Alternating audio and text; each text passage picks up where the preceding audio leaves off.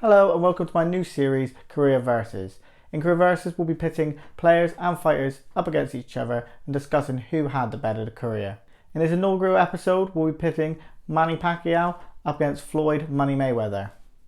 The idea for this first episode came to me after Sean Porter did an interview with Dan Raphael recently, in which he said Manny Pacquiao had a better career than Floyd Mayweather. I've discussed this with people and it seems to be a bit of a debate where a lot of people have chosen Floyd Mayweather definitely 100% had the better career, and then other people saying that Manny Pacquiao's 8-weight division world championships are the reason he had a better career. So I'll be looking back at both of their careers and discussing who I believe had the better career. First up, in the red corner, we have Floyd Pretty Boy Money Mayweather. The first thing to discuss when talking about these two fighters is obviously when they fought themselves, in which Floyd won a comfortable yet uneventful fight, after which he took a few kind of hand-picked opponents before beating Conor McGregor and finishing on 50-0.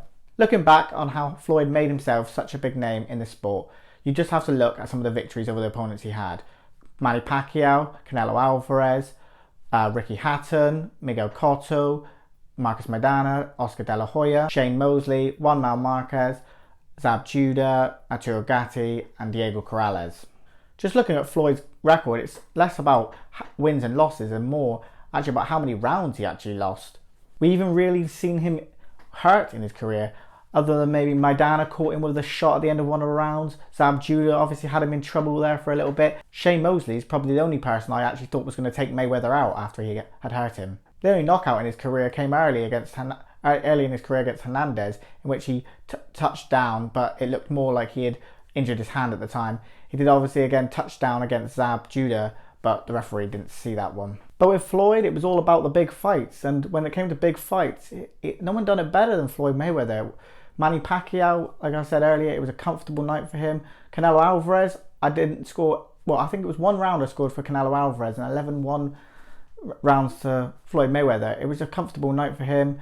Ricky Hatton had a bit of early success, but then was taken apart. De La Hoya was getting on his chest, but the quality shots were coming from Floyd Mayweather. Cotto and Maidana, especially Maidana, really tried to rough up Floyd at times.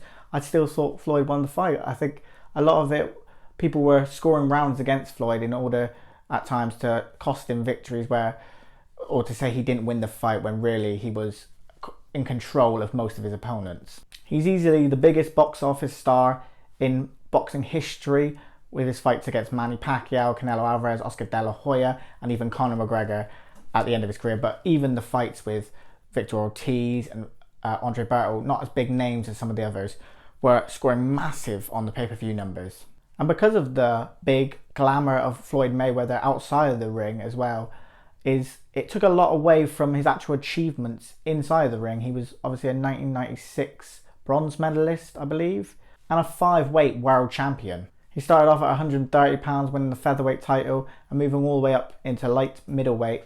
He was named the ESPYs Fighter of the Year a record 6 times. All this compounded in him really being able to pick who he wanted to fight, because he was the star, and everybody wanted like they do now with the Canelo Alvarez ticket, everybody wanted the Floyd Mayweather fight.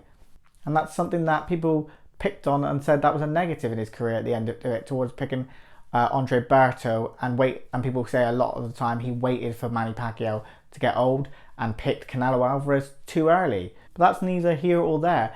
The fact is, when he got into the ring with those guys, he beat them, and he beat them comfortably, Manny Pacquiao and Canelo Alvarez.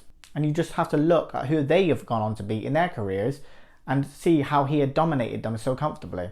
Another criticism of Floyd that I don't like is that he was never in great fights. He was never in the 50-50 slug 'em fight. That's just not Floyd Mayweather. That's not his way of fighting. And you know, if you're a boxing fan, Floyd's not going to put himself in that position to slug when it's not his game. He's a defensive skill fighter, probably the best defensive fighter in history of the sport. I don't blame him or Manny Pacquiao for waiting so long for the fight. I think it was more to do with fighter and promoter ego, as it is in the sport a lot nowadays.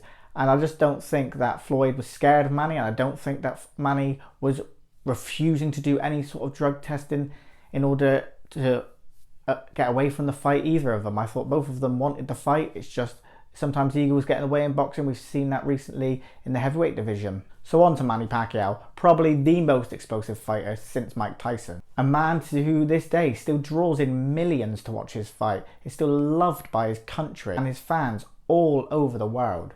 All throughout his career, he has just gone through people, knocking out Erik Morales, beating up on Marc-Antonio Barrera, really embarrassing Oscar De La Hoya, destroying Ricky Hatton, Miguel Cotto, Antonio Margarito, Shane Mosley, Timothy Bradley, and even recently, at the age of 40, he has beaten Adrian Broner and Keith Thurman. He's been at that top level for so long. He's had 4 decades in which he has been a world champion in the 90s, the noughties, the 2010s, and now he is the current super welterweight champion in the 2020s.